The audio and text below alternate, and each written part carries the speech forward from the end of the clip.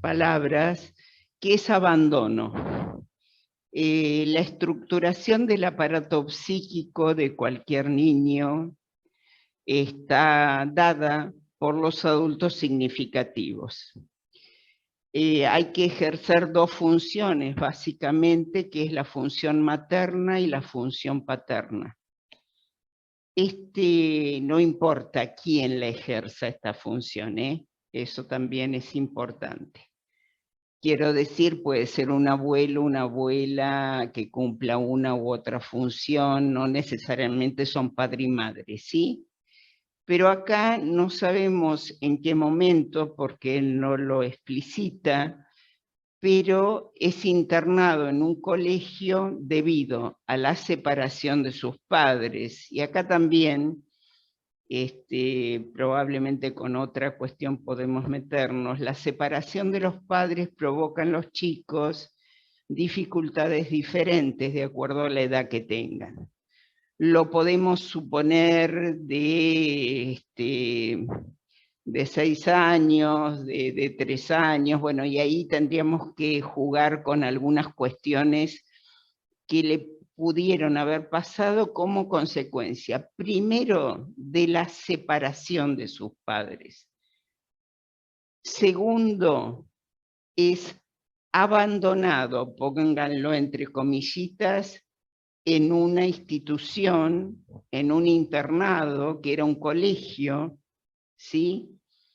Pero que allí ustedes pueden pensar que si bien tenía satisfechas sus necesidades de alimentación, de estudio, de algunas cuestiones fundamentales de una niñez, le faltaba la parte afectiva materna y paterna. A ver, en primer lugar, esto produce una estructuración del psiquismo bastante deficiente, por decirlo de alguna manera, y con muchas dificultades.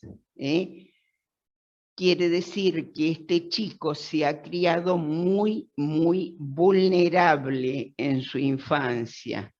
Sabemos todos que la infancia, esos primeros años de vida, son fundamentales para el futuro. Es cierto que nosotros, a mí me extrañó muchísimo el diálogo, porque es como que conocí a otra persona de la imagen que yo tenía de esta persona, ¿no? Donde evidentemente conocemos el aspecto positivo, resiliente, como pudieron decir por acá, de toda una vida. Pero acá tienen que pensar que hubo un abandono afectivo a edad temprana, encima de las consecuencias que, si nosotros lo pensamos en un chico relativamente chico, desde pensar que él tuvo la culpa de que sus padres se separaran, hasta mil de otras cuestiones que para otra clase se las preparo, puede tener un chico como consecuencia de la separación de sus padres, ¿sí? Que pareciera que hay mucha influencia acá de una mamá que no pudo desprenderse de su familia de origen como para formar una pareja y tener un hijo. O sea, esto también se trasluce. Hay mucha, mucha dificultad acá. Y bueno, y después está lo del padre también. Bueno, pero esto no sigo hablando, sigo escuchando.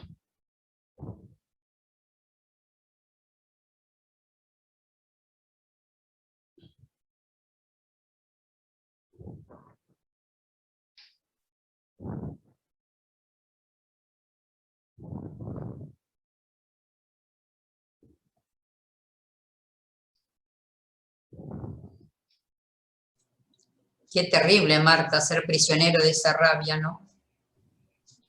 Claro, son...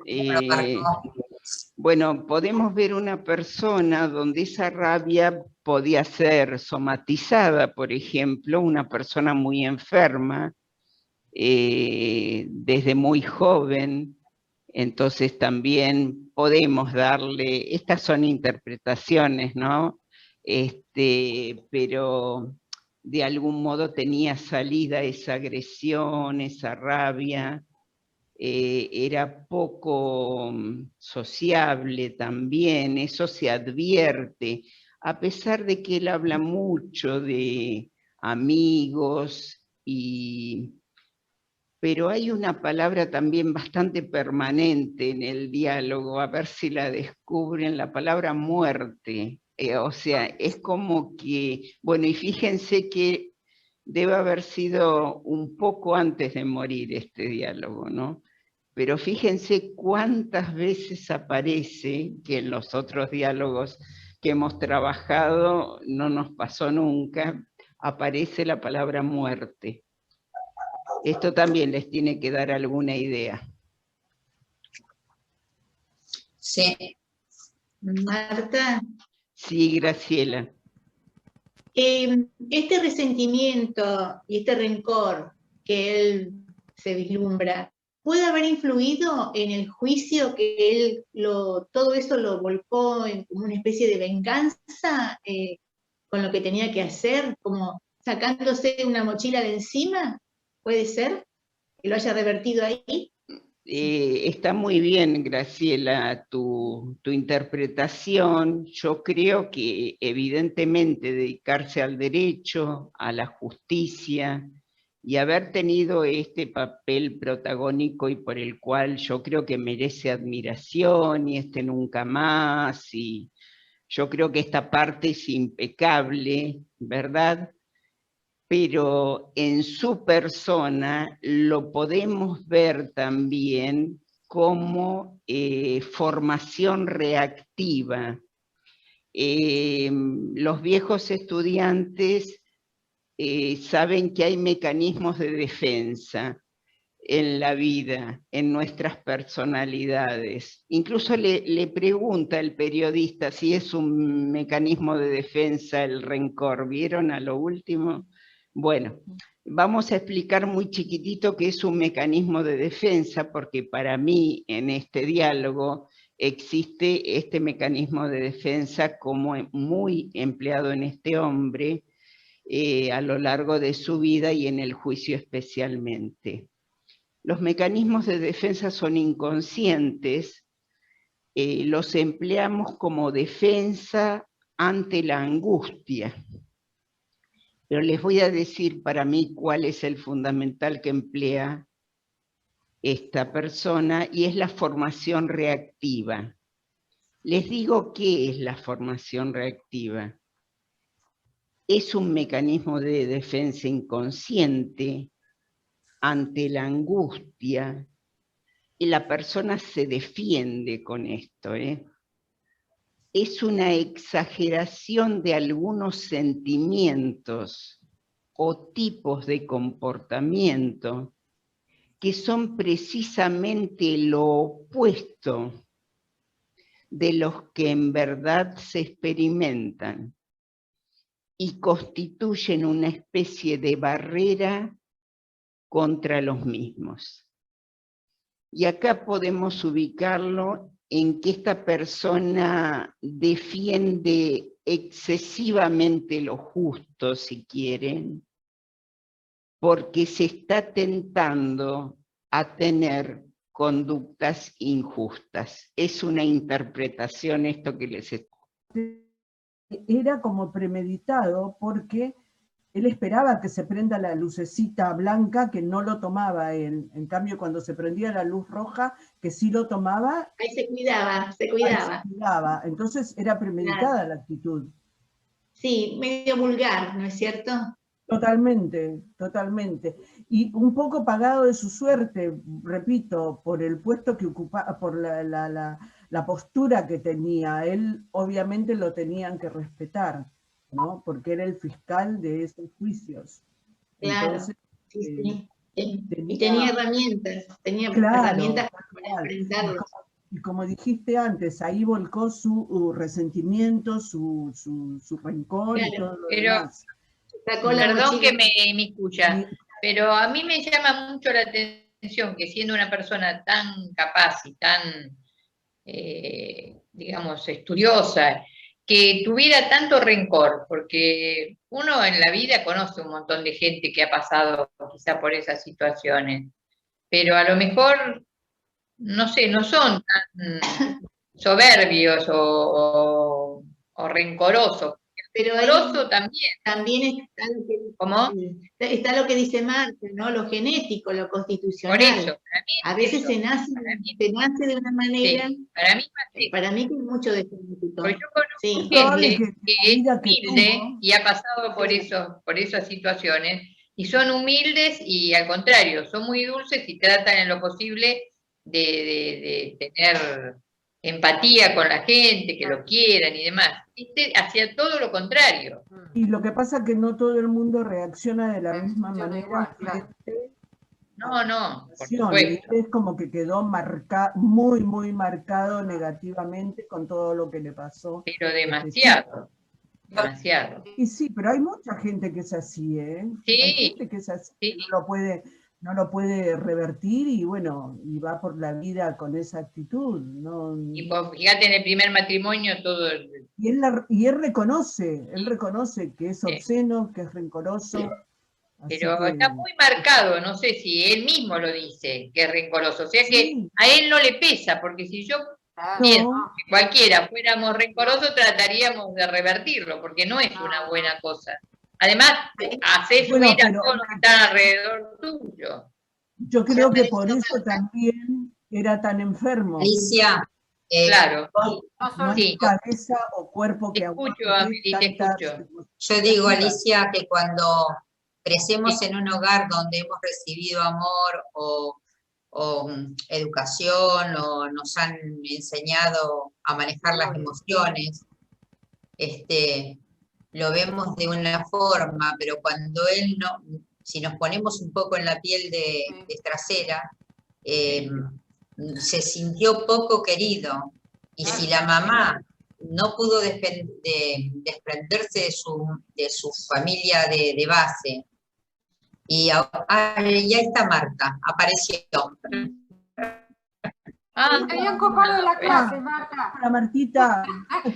Están cortó la conexión, perfectos. Marta. Me parece que no necesitan profesora. Sigan, sigan.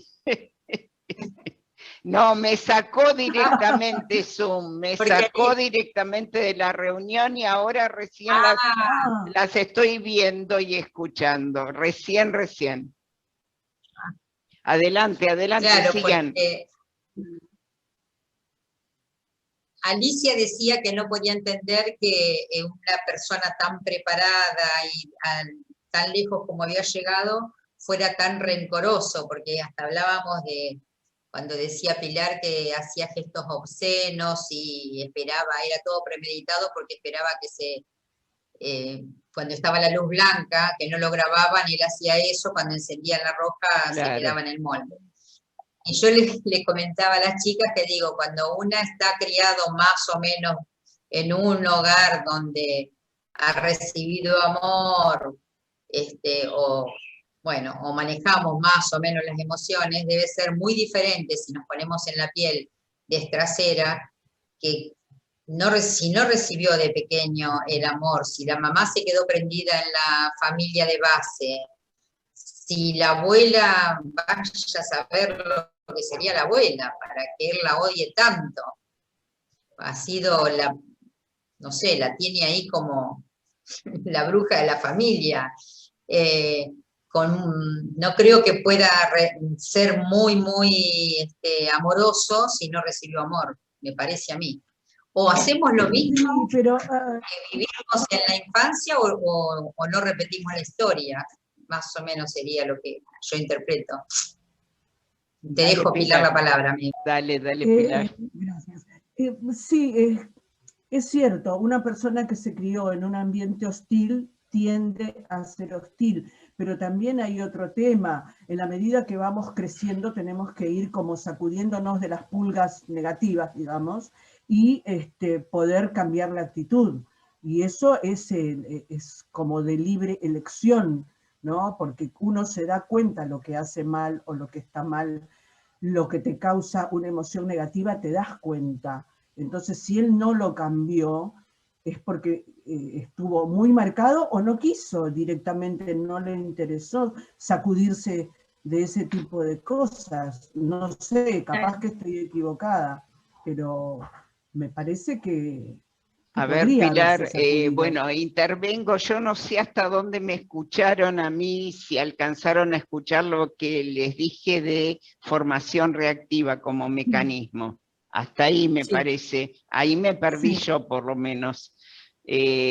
Fue así, ¿verdad? Entonces, Sí. siguiendo completo. un poquito con lo de Pilar, vieron que le pregunta el periodista, cuando él dice que es rencoroso, si es una virtud o es una debilidad.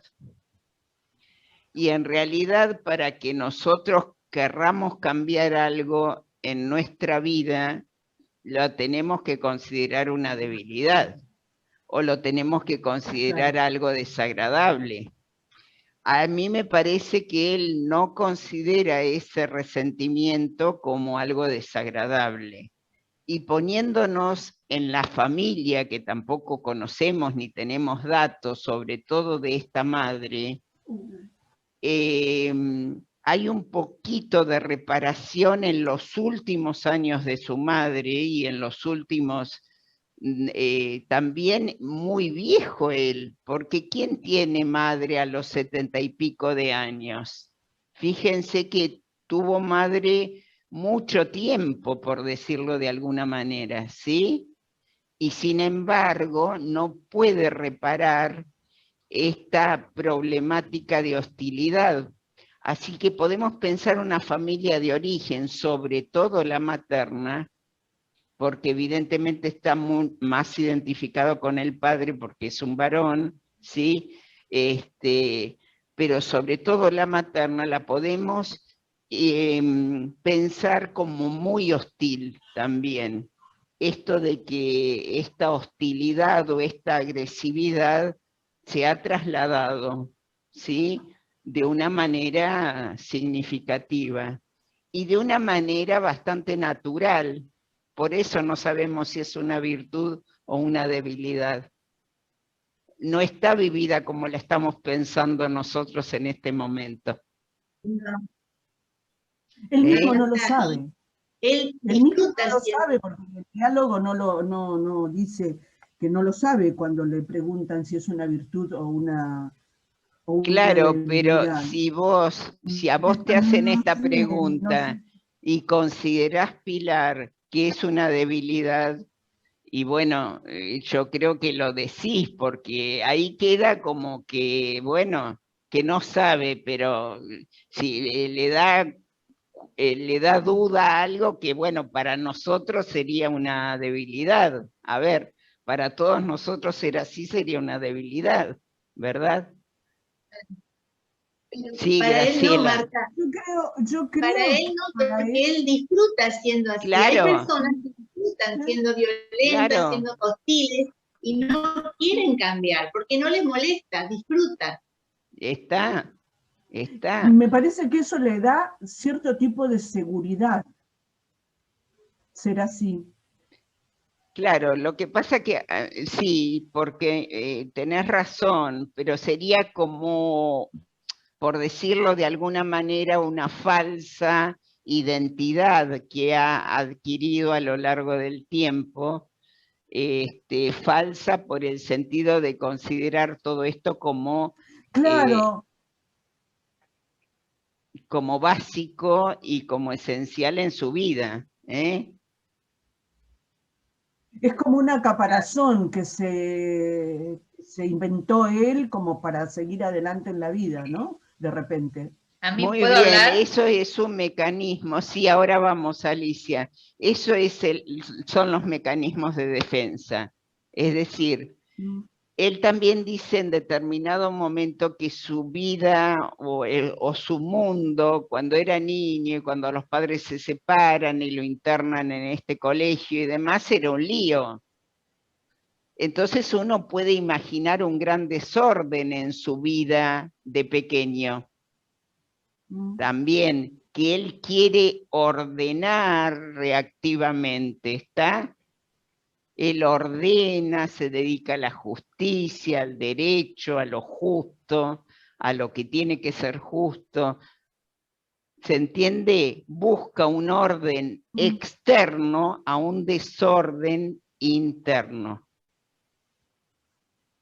En un rol, en un rol. Seguro. El rol de abogado, internamente va a seguir siendo lo que es. Está, Bien. vamos a Alicia, que quería hablar. No, volviendo al tema este del rencor. A mí me parece que él lo mismo lo dice, él mismo dice que es rencoroso. Y a mí me parece que el ser rencoroso trae dolor, porque no es bueno. Yo no creo que si yo fuera rencorosa trataría en lo posible, o cualquier otra cosa que me haga mal, sacármelo de alguna manera o tratármelo. Era una persona muy inteligente, muy capaz, muy... y ese rencor lo hacía también estar solo y tener todos los problemas alrededor de él, que nadie se le acercara tampoco. Creo que no sé, no lo entiendo. Por un lado lo veo de una manera y por otro lado veo eso, que él tranquilamente se lo podía haber, entre comillas, curado. Bueno, Alicia, te contestamos. No sé, ya está, Marta, ya está, gracias. Vamos a ¿Puedo hablar, contestarle a Marta? Alicia. Bueno, un momentito, le contestamos a Alicia, después siguen. Alicia lo está pensando desde sí misma. Alicia está pensando en este resentimiento, en este dolor que le produciría a Alicia una angustia muy grande. Sin embargo, a Estracera no se la provocaba.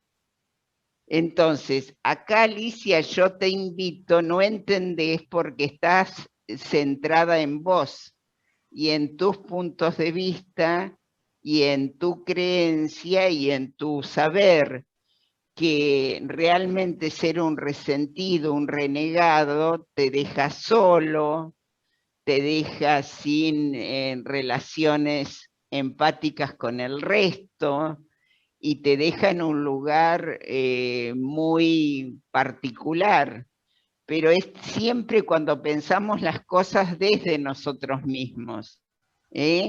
Entonces, si nos tenemos que poner en el lugar de Estracera como para entender algo, ¿está Alicia? Me parece que es eso, Y no sé, porque a mí el rencor es una palabra que, no sé, me produce así como una cosa de soledad, Exacto, de pero es que está resentimiento, como bien. decís vos, de dolor, de todo eso, y no me imagino que esa persona podía haberse, a pesar de todo, y bueno, el pasado ya fue y él se podía haber repuesto. No lo digo de parte mía, porque puede ser que lo pienso yo así, pero él mismo lo dice, yo soy rencoroso, y es como si dijera, es una virtud, y la Claro. verdad que la Bueno, virtud no. que no es una virtud para nosotros. Tenía Sí, nada más, Marta, nada más. Eso Bueno. ¿Puedo hablar, Marta? Sí, adelante, Norma. Es una opinión personal. A mí este diálogo me dio muchísima tristeza. Y muchísima tristeza porque me ubico en un niño, solo, impotente ante ese dolor. Cuando los parámetros que son los adultos se distancian, lo abandonan, se transforma en una persona resentida. No se nace resentido. Yo creo que se hace. Y yo creo que el camino que él a lo largo de la vida fue eligiendo hacia su profesión, como es la abogacía, entiendo que tuvo actitudes, digamos, poco sociales en el juicio, como los gestos, pero también hay que ver qué se estaba juzgando, porque realmente eran situaciones terribles. donde gestos humanos no se percibieron en ningún momento, contra criaturas que yo considero, a la edad que tenían, vivían los atropellos y faltas de derechos humanos. Tal vez eso hacía brotar en él todavía más rencor y resentimiento. Claro, sí, muy bien, Norma. Sí, sí, muy buena interpretación. No, no, es una opinión, pero está muy fundamentada a lo largo del diálogo. Muy bien, sí, es tal cual. Es tal cual. Es la defensa a él mismo también de alguna manera. O sea, esta exageración de alguna cuestión que fue para bien para la República Argentina, muy para bien, digamos, y fue una cuestión demasiado grande para todos, pero en realidad está fundada en una carencia afectiva interesantísima. A eso vamos. Él de alguna manera se está defendiendo él, está siendo justo con él, no quiere más injusticias, soportó muchas injusticias. Pero tiene un hueco en toda esta parte, o una parte oscura si querés, donde evidentemente no puede salir de eso. Hubiera necesitado ayuda para poder salir de esa situación, porque tiene una parte afectiva de infancia, de carencia muy significativa. Para mi estructuración de su aparato psíquico con falta de función paterna y materna, de las dos. Encima, abandono en un internado. Yo no sé si ustedes conocen personas que han estado en internados de colegios, donde realmente, ya les digo, como les dije al principio, hay un cubrir las necesidades básicas. A la gente no le faltaba alimento, no le faltaba alguna contención escolar, alguna cuestión de este tipo, pero en realidad el ver que el domingo venían a buscar a un compañero y no lo buscaban a él, deben conocer, porque fue de nuestra época que existían esos colegios donde los chicos pasaban, bueno, existen, en realidad existen, ¿no?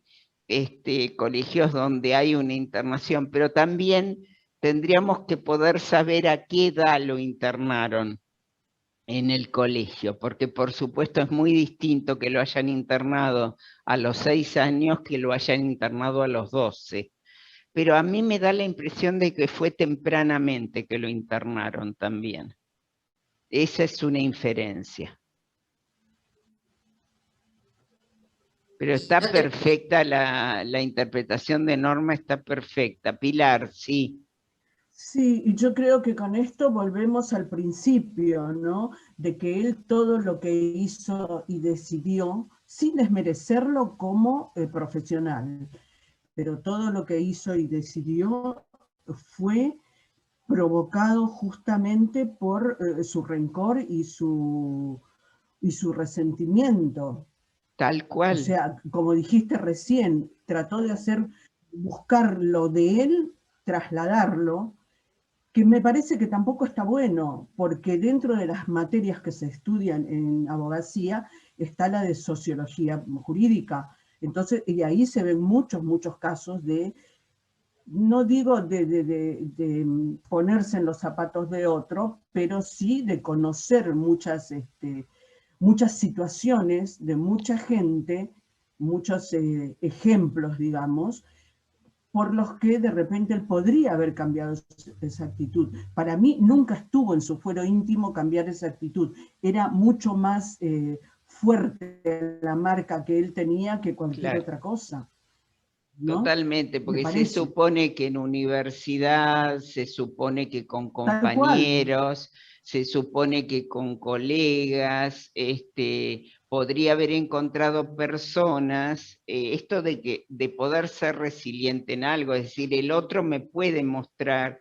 sobre todo un amigo, está bien aunque tuviera pocos, me puede mostrar la dificultad en alguna cuestión. No debe haber sido muy buen amigo tampoco.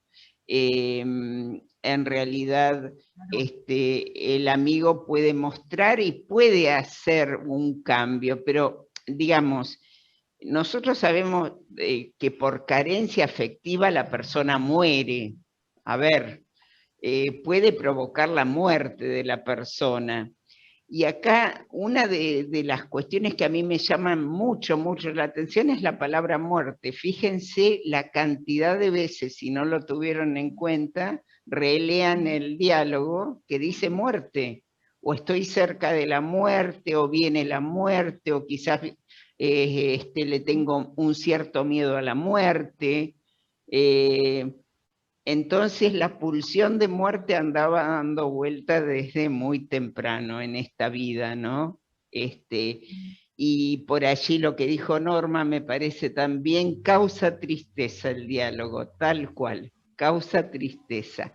A pesar de... Y por eso también calculo que él era muy enfermo, porque cual. vivir con esa carga, calculo que enferma a cualquiera, y él era una persona que padecía de muchas cosas. Perfecto. Uy, ¿ustedes me escuchan? Conectado, me parece. Que el hecho de que lo hayan puesto en el colegio religioso, él dice, admiraba a los curas estos franceses. ¿No ha recibido allí un poquito de lo que le faltaba? Porque él siente admiración, no eran estrictos, lo dejaban salir los sábados, cenaban con vino. Siente admiración por la libertad. ¿Cómo? Que me parece que siente más de uno en las situaciones en que él ha vivido y teniendo esa referencia de la muerte, lamentablemente terminan así. Y yo creo que eso es algo de lo cual debe haber luchado mucho él. Puede ser. Pero ahí también se puede pensar en lo que decíamos en algún momento, no sé si me escucharon, también la estructuración de un psiquismo cuando faltan las funciones esenciales, materna y paterna, quedan como huecos muy importantes. Entonces también podemos pensar, porque su hija se suicida, que tampoco la función paterna desde algún lugar la pudo haber ejercido demasiado bien, ¿no? Yo creo que nadie da lo que no tiene, y a él Perfecto. no le enseñaron a querer. Perfecto, claro. Norma, perfecto. Bueno, nadie da lo que no tiene, y lo que sí se puede hacer es esto de la resiliencia en algunas vidas. Es decir, nuevamente volvemos a si en su vida hubiera tenido una persona por lo menos significativa, esto puede haber sido desde un cura en ese colegio, un compañero, con que estuvo internado, que tenían los 2 títulos, es decir, alguno de ellos que hubiera sido significativo, sobre todo en tiempo de juventud y de adolescencia, ¿no? Y bueno, eso lo podría haber salvado en algún punto también. Es decir, vivió una vida pareciera entre clara y oscura, ¿no? La verdad que no demasiado feliz, pareciera.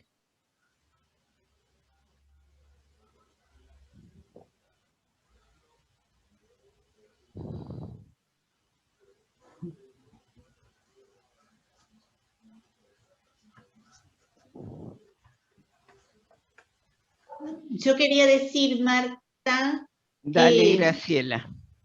que el objetivo de esta entrevista para mí queda como una persona que hizo una obra muy grande, ¿no? Como que va a quedar para la historia, para nuestros hijos, nietos, haber revertido esa situación y haber hecho justicia con lo que había pasado. Y su parte privada, personal, no es la que resalta en esta entrevista. A mí me queda eso, como un prócer de la historia que, bueno, que hizo una grandeza para el día de mañana y en ese momento también, que pudo, Claro.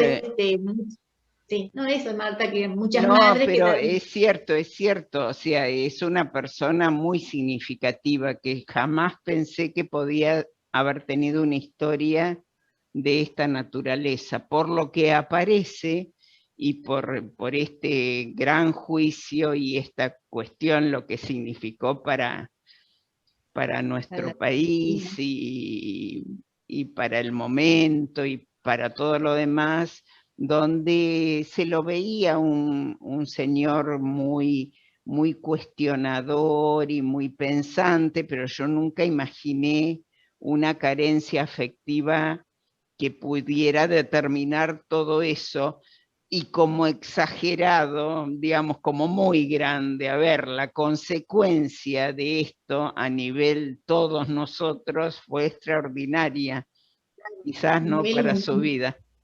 A nivel mundial, Marta, porque fue reconocido por otros países, premiado. Exacto. Es histórico, como él dice, nunca más, algo así, como este dice. Claro, nunca más, o esto es historia también, dice por ahí. Esto es historia para siempre, sí, claro. La verdad que sí. ¿Y tiene algo que ver que haya sido varón para el resentimiento, ese sentimiento? Si hubiese sido una mujer y hubiese vivido todo lo mismo, ¿hay algunas características femeninas que ayudan a revertir el resentimiento? Porque por allí son madres después y cambian sus hormonas, no sé cómo decirlo. Puede ser que el ser varón también le costó cambiar o darse cuenta.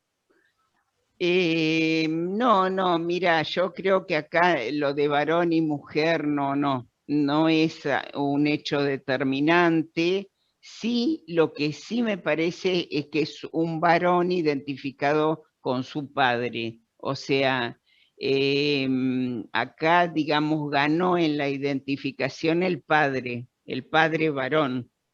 Entonces, claro. Pero capaz que si hubiera sido una mujer la que nace, capaz que tenía características varoniles también esta mujer, por un tema de identificación, Graciela. No creo que ser una mujer hubiera sido igual de resentida también, si se deja en un internado, si estos papás... Porque hay que ver también el tema de las separaciones, siempre dejan al chico más vulnerable. Esta es una realidad. Entonces, pero también en esto hay cantidad de variables, desde cómo se llevan los papás después hasta infinidad de cuestiones, no sabemos si al otro hermano, por ejemplo, lo internaron o no.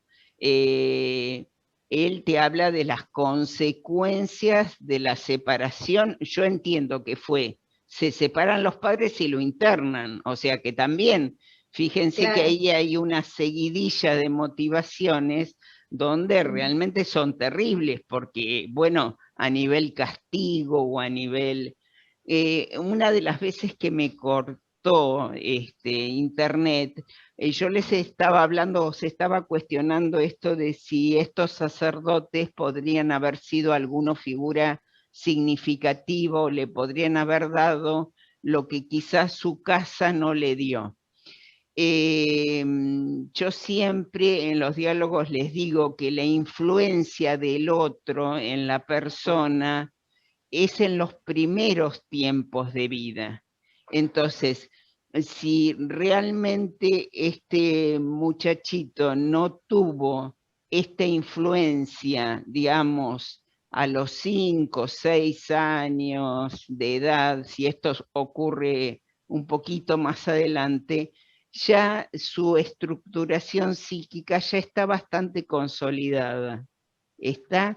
Entonces, también en esto no es que hay que dar una desesperanza total, y ya les digo, creo que no encontró figura a lo largo de su vida de la cual aferrarse y en la cual poder dar un paso en todo este sufrimiento, este rencor, porque la persona rencorosa se quiere vengar también. Entonces, estos son sentimientos muy, muy, muy fuertes, donde él no pudo caminarlos, no tuvo sacerdote ni persona, ya les digo, amigo, compañero, alguien que pudiera brindarle como otro mundo y él estructurarlo en su interior, ¿no? Una cosa es el afuera, y otra cosa es este mundo interno donde se nota un psiquismo muy sufriente, muy sufriente. Por eso, por ahí lo que dice Norma, que uno al final del diálogo queda sufriendo también, ¿no? Medio identificado con el personaje. Provoca sufrimiento.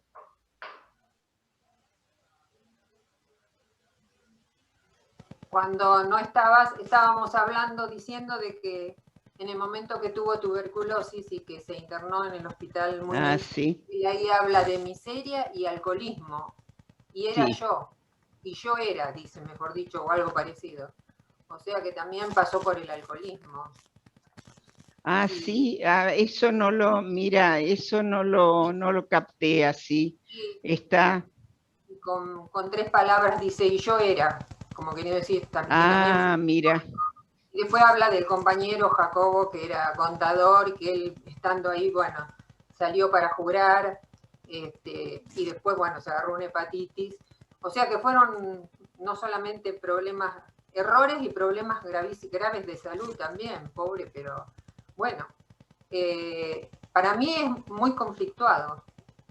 Tal cual, tal cual. Podemos, sin hacer psicologismos, podemos decir que estas enfermedades también demuestran, primero, el alcoholismo es una droga, el alcohol.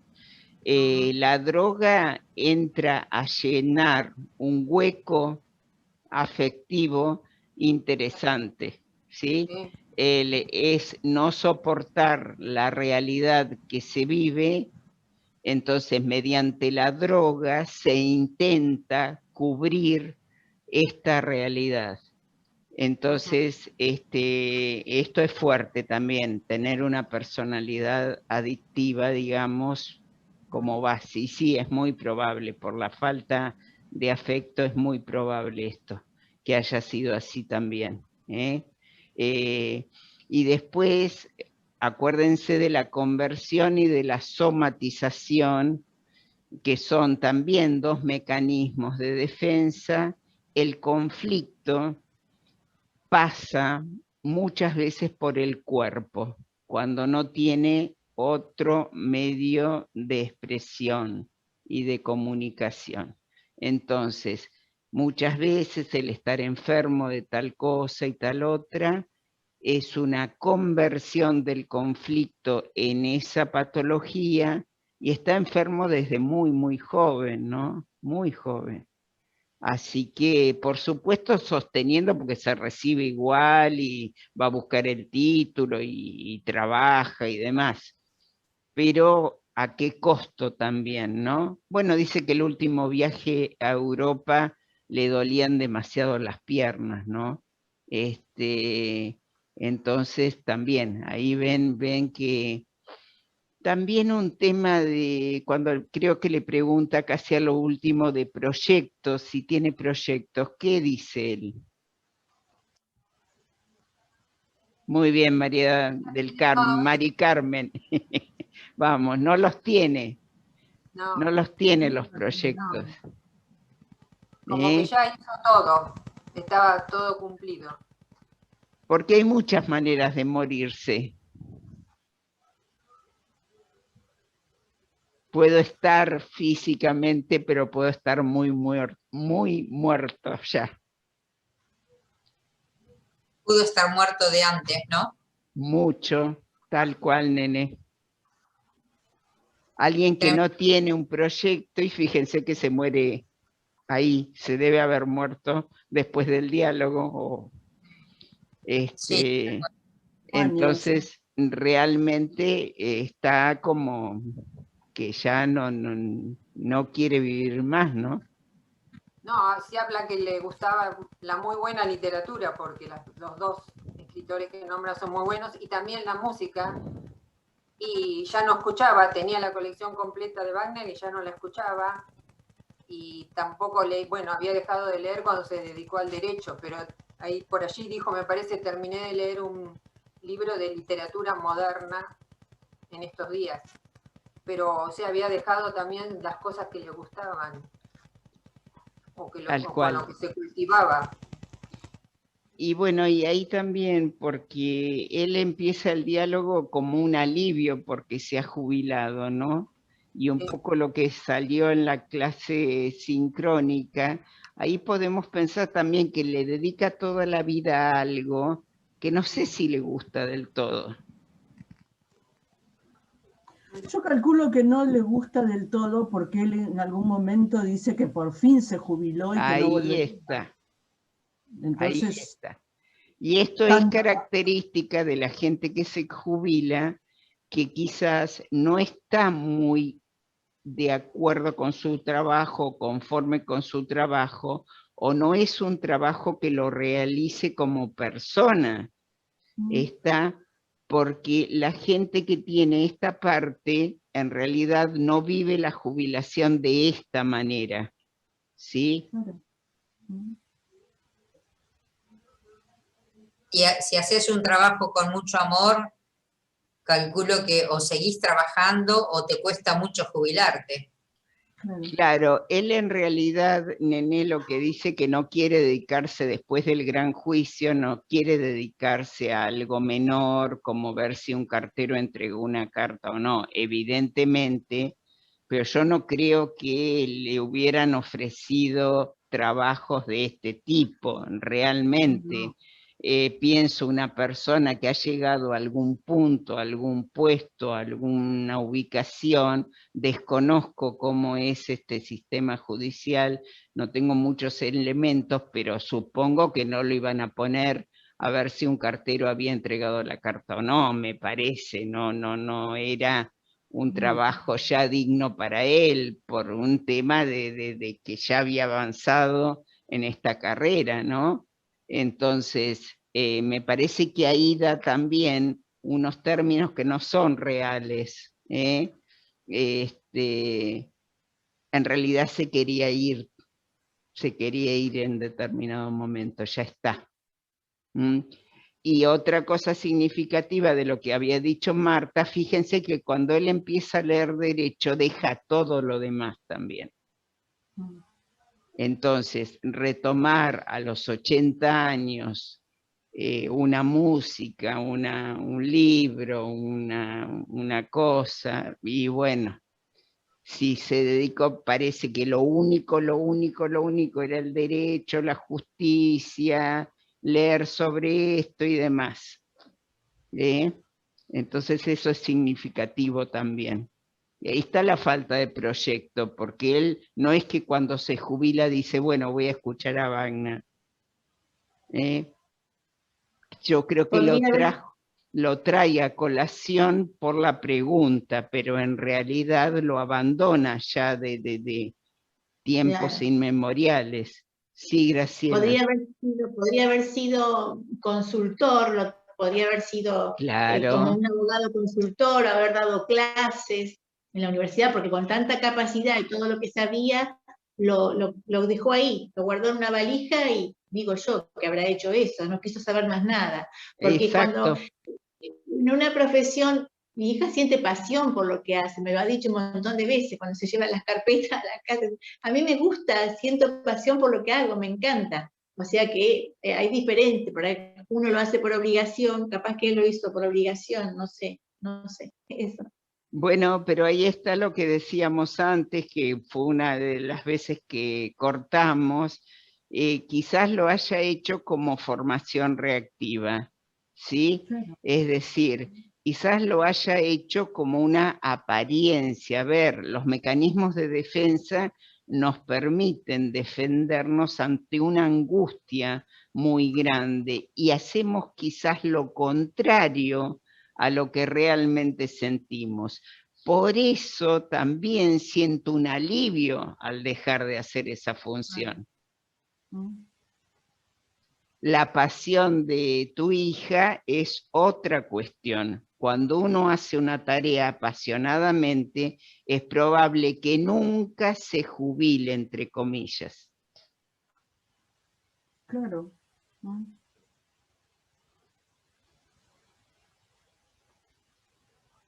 Por eso acá, como figura con este juicio y demás, es un apasionado de lo que hace. A ver, ¿quién hubiera pensado esto otro? Nadie. ¿Sí? Y sin embargo siente un alivio enorme y no quiere saber más nada. A ver, no sé si habrá seguido leyendo. Sí, dice que siguió leyendo algo de derecho, ¿no? ¿Habrá recibido amenazas durante el juicio? Y yo creo que sí, sí, bueno, eso también, eso hay que tenerlo en cuenta, sí, sí. Mucha presión, me imagino, muchas amenazas. No sé, yo creo que no, que él seguía adelante porque tenía una convicción y le ponía garra, pero yo creo que ha recibido muchísimas amenazas. Yo acá lo pienso así, nene, pienso que debe haber tenido muchísima presión externa, pero vos pensá que yo creo que este hombre tenía más presión interna que externa.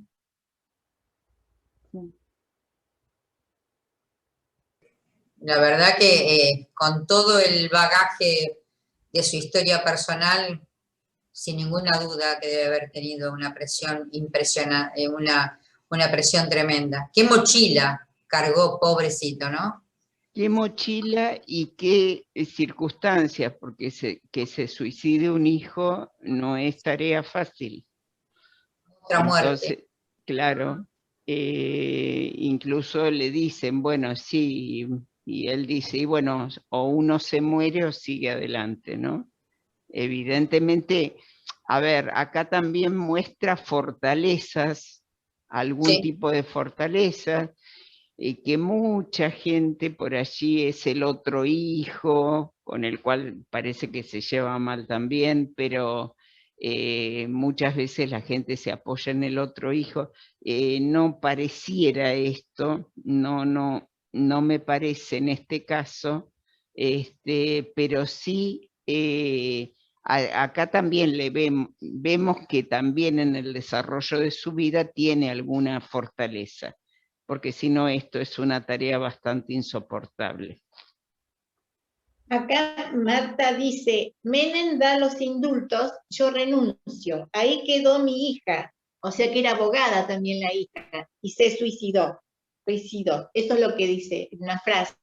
Menem da los indultos, yo renuncio y se va, y ahí quedó mi hija y se suicidó.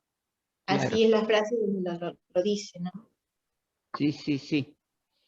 Y acuérdense que el suicidio es un regalo siniestro para alguien. Claro. Así que no conocemos mucho de la mamá, pero pudo haber sido un regalo para él. Sí, un regalo simbólico, por favor. Claro, y él renuncia porque él no era un diplomático de carrera. A él lo había mandado como premio Alfonsín, y bueno, terminó el periodo Alfonsín, como pasa siempre con los puestos políticos, que hay que dejarlos. Aun cuando Menem dicen que le había pedido que permanezca en ese cargo, él no quiso porque obviamente no se llevaba con la política que aparecía en ese momento. Entonces, bueno, bien. Muy complicado este señor. Complicado y con poco proyecto. Fíjense que también lo que demuestra en su diálogo es que parece que ha ganado muy bien en algunos tiempos, y también es esto, porque el paso del tiempo y de los años es lo que nos pasa a todos. También uno de alguna manera prepara su vejez económicamente, físicamente, las casas, se pasó un departamento, en fin. Es decir, cuando hay una cierta proyección de futuro, uno también tiene en cuenta algunas cuestiones, que no todo el mundo puede hacerlo por distintas razones, pero uno se va como planeando una vejez con determinadas condiciones, ¿verdad? No sé si me equivoco, pero me parece que todos nosotros estamos de alguna manera en esta cuestión. Fíjense que el personaje de hoy era como que no tenía futuro. No, es cierto. Esto coincide con lo de no tener proyectos, esto coincide con no dedicarse a nada. ¿Qué hizo desde que se jubiló? Nada. Nada. Ni siquiera escuchar la música que le agradaba. Claro. No era ambicioso, podría haber alquilado su departamento cuando se fue a Ginebra, no lo hizo. Bueno, pero ahí no es cuestión pero si de dejó ambición. Una sobrina. Sí, sí, pero fíjense que no es cuestión de ser ambicioso o no serlo, sino es cuestión también, si hay momentos de la vida que uno gana mucho dinero, poder también qué hizo con todo ese mucho dinero. Podemos pensar que lo despilfarró y no ahorró, aunque sea una parte, como para tener una vejez.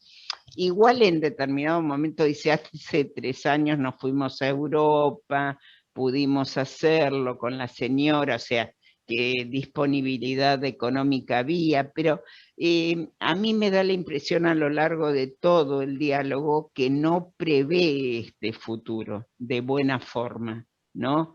No lo prevé directamente, es como que no tiene futuro.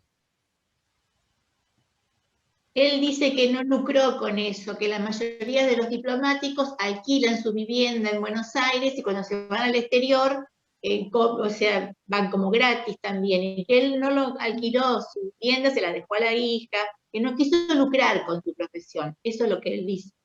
Sí, bueno, pero a ver, Graciela, ¿eso se lo crees vos? ¿No quiso lucrar o lucró mal? Porque en realidad está bien dejárselo a una sobrina para que estudie, pero le termina pagando la deuda a la sobrina. Entonces, acá podés pensar que acá no asumía ni la deuda que tenía con el departamento, que había sacado un crédito. Entonces, hablando, a ver, y acá únanlo bien con su profesión. A ver, esta gente que habla de responsabilidad y de lo que hay que hacer y de que, ¿cómo lo podemos pensar? Con un super yo que no era tan severo, desde el momento que podía dejar de pagar una cuota para un crédito, no lo pagaba, se lo terminaron pagando. Entonces, fíjense esto que yo les decía de la estructuración del aparato psíquico.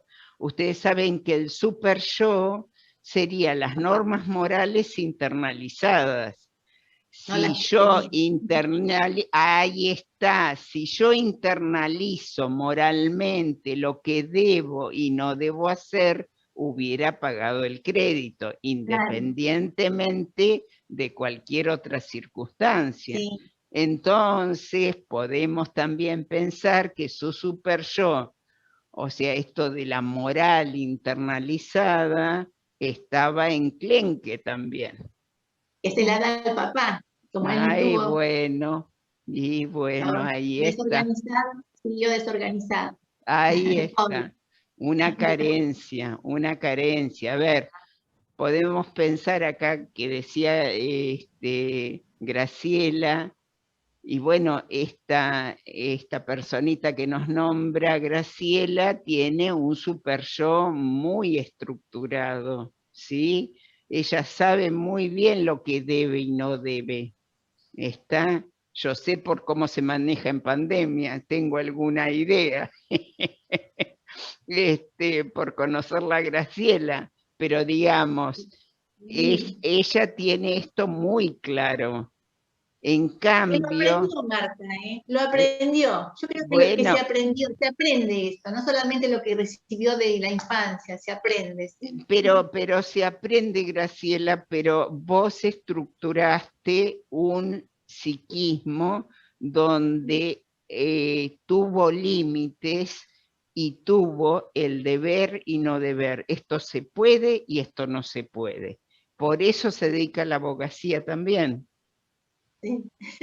Claro, Gracias. claro, pero Sí. no, acá no lo vemos eso. Lo que yo les estoy diciendo no lo vemos en Estracera. ¿De acuerdo? Porque acá vemos una cuestión ahí en blanco, donde es una exageración del derecho, de la justicia, ¿sí? Pero a su vez en la vida personal no se cumple. Pobre, hizo lo que pudo. Vamos a perdonar. Seguro, todo el mundo hace lo que puede con lo que le dieron. Exacto. Igual dice que cuando regresa con el buen dinero que gané, me compré este departamento, el departamento donde están entrevistándolo. O sea que tenía un departamento, no el departamento que le había terminado de cancelar la deuda a su sobrina. Está bien. Bueno, por lo menos tiene casa. Sí, pero en términos generales hay un descuido en lo que ha ganado y en, bueno, poder ir a hoteles 5 estrellas que probablemente no le cobraran o venía por otro lado, pero también es un cierto sueño esto también, y es unirse de la realidad, porque es fácil pensar que este tipo de conductas o de vida no se va a sostener hasta la vejez, no se va a sostener. Entonces también por ahí hay periodos de la vida muy especiales, pero uno no puede absorberse en ellos sin pensar que en el mañana eso tan extraordinario puede faltar también. Y entonces hacer un cierto ahorro o hacer alguna otra conducta, ¿no? A mí me quedó una intriga en cómo sería él con su esposa, porque si amor y no fue construido, ¿no? Desde el vamos, ¿cómo pudo haber sido como marido? Y eso se los dejo a ustedes. A ver, vamos a inferir, total. No cuesta nada en el análisis psicológico. ¿Cómo pudo haber sido como marido? A ver. No muy amoroso, me parece a mí. No. Para mí, más frío que otra cosa. Sí. Rencoroso, no recibió amor. Ojalá la esposa haya sido, no sé, amorosa como para acompañarlo, o él pueda haber recibido todo el amor que le faltó. Bueno, no es lo mismo, era de la esposa, pero le preguntan cómo es el amor después de los 47 años de casados, y él dice, estamos viejos, estamos grandes, no dice mucho. Claro, no dice nada, dice que está viejo el amor, pero en realidad no sabemos qué significa eso de que está viejo. ¿Puedo decir algo? Sí, Alicia, sí, cómo no. Mirá que a veces los hombres en sus trabajos y en su actividad son de una manera, y cuando están en la casa son unos tiernos, ¿eh? Hay casos también, así que habría que ver, porque si estuvieron 47 años de casado está bien, en esa época quizá no había divorcio, pero 47 años es una vida. Esa es mi opinión. Gracias. Muy bien, Alicia. Estás buena hoy, Alicia. Realmente 47 años son muchos, pero se sostienen los matrimonios también por muy distintas razones. Yo no creo en que la persona haya sido muy distinta en su trabajo que en su casa. Pero bueno, acepto la opinión de Alicia. Me parece que lo está mirando con unos ojos particulares, Alicia, pero no creo que con la señora haya podido desarrollar. También vieron que tuvo una separación a los 23 años también con una primer mujer. También pensar acá que había tenido una pareja, se había casado muy joven, ¿no? Muy joven, y que dice que es la época más desastrosa de su vida. O sea que todo este tiempo, y yo me lo pienso que se recibía y que estaba enfermo y que se casó. Fíjense cuánta cosa importante, y después se separa y empezamos una historia que ha durado 47 años. Pero esto que dure una pareja también no significa hay una canción, ¿no? El durar, el transcurrir, no significa el vivir. A ver, me sale esto, pero en el sentido de un verdadero amor, o que realmente me parece que a esta persona le debe haber costado mucho, desde la manifestación de este amor hasta formar una pareja, hasta formar una familia como formó, ¿no? Le debe haber costado mucho, me parece, por sus carencias. Sí, Pilar, querías decir algo desde hoy. Sí, ay, me olvidé una parte. No, que con respecto a lo que dijo Amelie, por ahí sí, él recibió amor o contención de parte de la señora, pero capaz que él no podía recepcionarlo. O sea, se lo daban, pero él no podía aceptarlo o hacerse consciente de lo que le estaban dando, ¿no? Bien. Y por otro lado, ay, se me fue, perdón. Hay que ubicarse mucho en la época, ¿no? Porque así como la separación de los padres fue insólita también, yo creo que el separarse de él a los 20 y pico de años también fue insólita. Ahora, nuevamente desde el punto de vista nuestro, ¿no? Y que estamos haciendo un análisis psicológico particular y nos podemos estar equivocando, esto también siempre lo tienen que tener presente, ¿no? Pero la separación de los padres y la separación de los 20 y pico de años en aquella época son dos cosas insólitas. Es decir, la gente no se separaba habitualmente. A ver, entonces, hay algo también, si lo pensamos desde él, en que los padres se habían separado. Cuando los padres se separan, queda una vulnerabilidad que después el chico no cree en el matrimonio o no cree. Uno ha visto muchísimos casos, padres separados, los hijos no se casan directamente. O sea, hay como modelos también, o para qué me voy a casar, o también de padres juntos. Hay chicos actualmente que no se casan, pero bueno, digamos, vamos a aquella época más, ¿sí? Les quiero decir que lo pudo haber tenido como modelo también, así como hablamos de una hostilidad que pudo haber venido de los padres como modelo, también una separación pudo haber venido de los padres. ¿Te acordaste, Pilar, ahora? Me acordé ahora. No, estaba pensando que en el caso de, obviamente el diálogo completo no lo tenemos, ¿no? Pero estaba pensando que en el caso de este señor Estracera, pasó a la historia por el juicio, pero no sabemos nada más de la vida de él. Claro. O sea, como sabemos en otros casos que han tenido toda una vida de hechos que marcaban hitos importantes.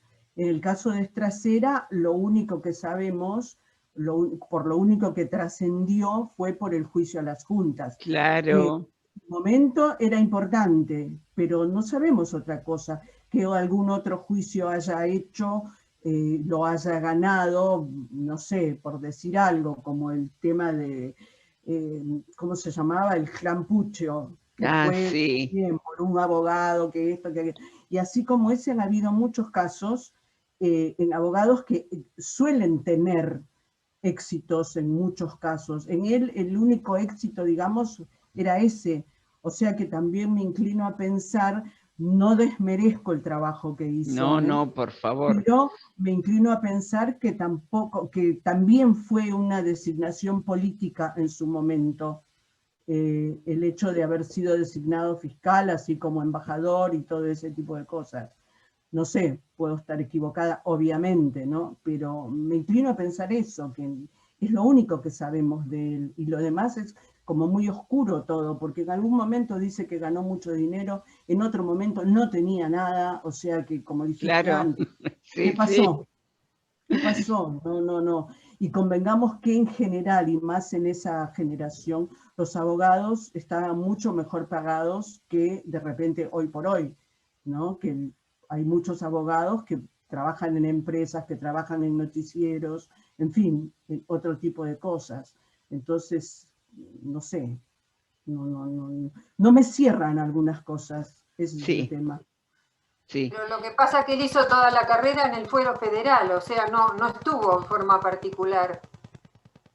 No tuvo su estudio de abogado, en una palabra. Comenzó no siendo abogado, con la carrera administrativa, llegó a secretario de primera instancia, Claro, o sea, pero, y después empezó como fiscal, juez, fue fiscal de cámara también, que es importantísimo, fiscal de cámara, pero siempre en el fuero federal, no con un estudio de abogacía particular. ¿Por qué no lo habrá querido tener? Porque podía. ¿Quién sabe? A ver, salvando las distancias, como los médicos atienden en los hospitales, pero tienen su consultorio. Los abogados también están en tribunales, pero también tienen su estudio. O sea, hay cosas como que, no sé. No pueden, si trabajan en tribunales no pueden tener particular. Claro, exacto. Toda la vida estuvo. Sí, antes de ser abogado ya estaba como administrativo, ocupó todos los cargos en la parte administrativa, por lo que Esa parte se me saltó, la salté entonces. Bueno. Y se recibió a los 30 años, así que después empezó como fiscal, juez, camarista. Mira, esa parte no la registré. No pueden ejercer afuera, ¿no? Muy buena memoria, porque cuando le preguntan... él dice, puedo mirar todo de un golpe mi pasado, y todo lo marcó mucho, y cuando le preguntan cómo fue, dice, tuve partes buenas y otras no tanto, otras malas, o sea que en algún momento algo bueno debe haber tenido. Sí, lo estamos destrozando, pero sí, algo bueno debe haber, no, incluso para el logro que tiene. Pero yo les quería contar un poco en las palabras de Pilar y en las palabras de Marta, que cuando era estudiante de psicología, a mí me decían que tenía que observar cuando la cosa era muy exagerada, cuando la cosa se pasaba demasiado de algo. Y bueno, y podemos pensar en este juicio que es como una exageración, a ver, para bien, ¿sí? Pero es como una exageración, pero también es una centralización, es como lo único, tal cual. Es como que no nos da ni siquiera un hobby que tuviera, ni siquiera un entretenimiento, una posibilidad de acción que no fuera el derecho, la justicia y este juicio, ¿no? Particularmente. Entonces creo que los huecos que nos han quedado a todos así al leerlo, pasa por esto. Cuando uno ve una exageración y algo tan tan importante para, ya les digo, por ahí Graciela lo corrigió a nivel mundial, que es cierto lo que dijo, y bueno, evidentemente estos hechos, pero es un personaje que fue esto, como esto solamente, algo así, ¿no? Entonces, sí, tienen mucha razón, tienen mucha razón.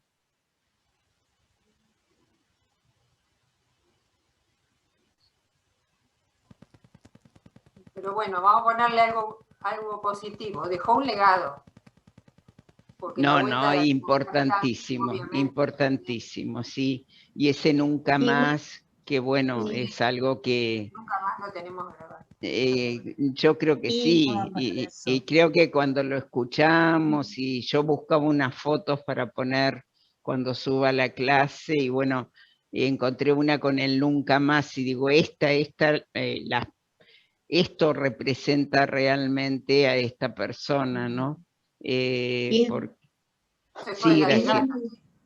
Es digno de escuchar el juicio, chicas, está en YouTube el juicio. La verdad que emplea un vocabulario importante. Sí, me quedó muy impactada.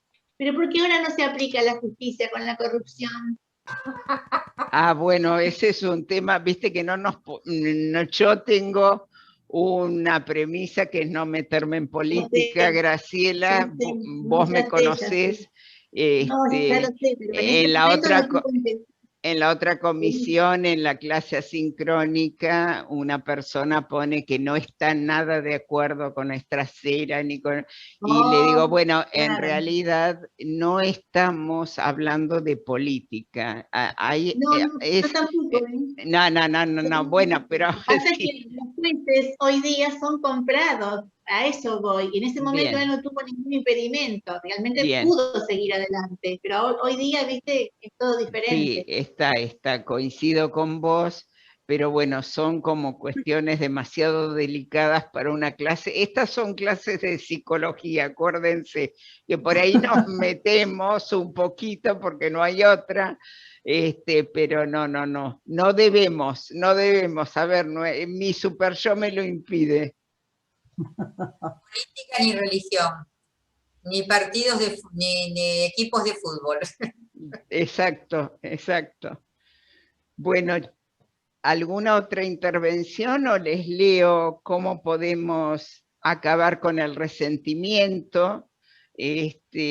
Algunas cuestiones muy generales, acuérdense que no hay recetas en psicología, pero bueno, podemos terminar con algunas ideas. Lo primero que hay que hacer con el resentimiento, con este tipo de sentimientos que en realidad nos hacen más mal que bien, lo primero que tenemos que hacer es concientizar ese rencor, ese resentimiento, ese odio hacia una o varias personas. El segundo paso es hacer una lista, escribir lo que ganamos y lo que perdemos, prolongando indefinidamente ese malestar. ¿De qué estamos huyendo? Quizás de aceptar el daño. Eso los hará más conscientes y tienen que saber que cuando se siente rencor, el único que sufre es la persona que lo está sintiendo. Porque solo lo siente uno, no la otra persona. Y al final, uno tiene la cuestión de venganza, ¿sí? Y si uno llega a vengarse, aparecen sentimientos como la culpa y el sufrimiento. En tercer lugar, tratar de aprender del daño. En cuarto lugar, centrarse en el presente, en los proyectos, en los hobbies y no en el pasado. En quinto lugar, contarle a un amigo, a un psicólogo, o escribir todo lo que está pasando, sintiendo uno, y tratar de sacarlo afuera. El rencor no sirve, solo te hace inferior. Perdonar no significa volver a ser amigo de una persona. Quizás la distancia sea buena. Reflexionar si querés continuar con esa o esas personas, si te aportan valor. Perdonar es aceptar lo que ha pasado, entender que las personas se equivocan, que hacen daños, a veces sin querer y a veces queriendo, pero hay que elaborarlo, caminarlo y no quedarse fijado en ello. Bueno, una clase con algunas interrupciones, pero muy linda. Les digo hasta la próxima, nos estamos encontrando. Hermosa. Sí. A ver, decime, Graciela, ¿cómo no? ¿Quién va a ser el próximo para investigar? Ahora te lo mando, ahora lo mando el caso, ¿sí? Luis Carranza es un taxista que se encuentra a Bernardini, es un taxista que toma un taxi Bernardini y a partir de ahí desarrolla este diálogo, está muy interesante. Marta, Muy hay un dicho, ¿puedo hablar? Hay Dale, un dicho Alicia. que dice que uno no es rencorosa, pero es memoriosa. Sí, bueno, habría que establecer bien el límite. Yo me ubico medio ahí, Alicia, ¿eh? Me ubico medio ahí. Yo también. Sí, hay que ser memorioso para aprender de lo que nos pasó. Que sirva de Muy bien, muy bien. Tal cual. Muy bien. Claro. Bueno, muchas gracias, Martita. En este concepto de perdón que les daba lo último, es esto, ¿no? Que de última es perdonarse, porque uno no se da cuenta que con este tipo de sentimientos se está haciendo tan mal a sí mismo, y el otro por ahí ni se entera. El que nos hizo mal a propósito estará disfrutando, pero el que nos hizo mal sin querer, por ahí no se entera nunca que nosotros estamos dolidos, que estamos resentidos. Entonces, bueno, siempre una palabra de por medio a quien sea y como sea. Para mí eso cura directamente, pero si no se puede poner la palabra, escribirla.